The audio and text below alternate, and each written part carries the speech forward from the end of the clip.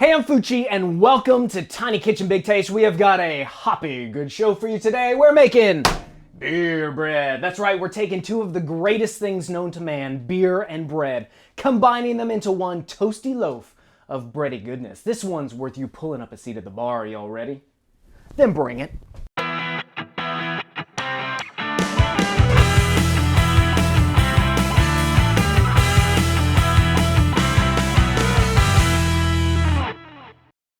So what you're going to need is 3 cups of self-rising flour. Make sure you get the one that says self-rising, not all-purpose. That will make a difference. 3 tablespoons of white sugar and a beer.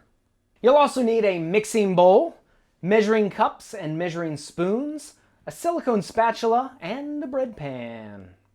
This is a special day in the TK. We are diving into the vault that is my dad's cookbook for this awesome recipe. Now, my dad was a big bread guy. He would make bread like 2-3 times a week, and it all started with this recipe because it's so simple. Literally 3 ingredients, 3 steps. We mix, we cook, we eat. Enough talking about it, let's get cooking. To our mixing bowl, we will add 3 cups of self-rising flour.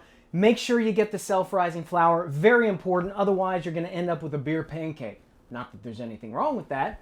Add the sugar next, and then finally, the beer. You can get any kind of beer that you want. You can get it in cans, you can get it in bottles, you can get it out of the keg for all I care.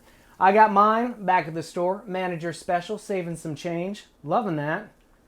Then we will give it a stir. As I've learned from personal experience, start slowly, incorporating the beer into the flour and the sugar. Once it starts mixing up, you can then start putting some elbow grease into it until it is thoroughly incorporated. As you can see, it's a very sticky dough, which is just fine. We're going to transfer that into our bread pan. If you don't have a non-stick bread pan, just go ahead and add a little oil to that pan. We'll go ahead and flatten it out on top, spread it into the corners of the pan. Then we will pop this in the oven, 350 degrees for 1 hour. Oh, look at that. Pops right out of the pan. Check this out. I love that sound. Nice toasty brown. Let's slice into it. It's time to eat. Now this is great on its own. It's great with honey. It's great with peanut butter and jam. It's great with chili, and you know you love those drunken turkey sandwiches. Hey, if you like this recipe, you can find it on our website. You can also check us out at Facebook, Instagram, and Twitter. And when you try it, please let us know about it in the comments below. Until next time, I'm Fucci reminding you that if I can make beer bread in a kitchen this tiny, you can make it in yours. We'll see you next time on Tiny Kitchen Big Taste. We're making beer bread. That's right, we're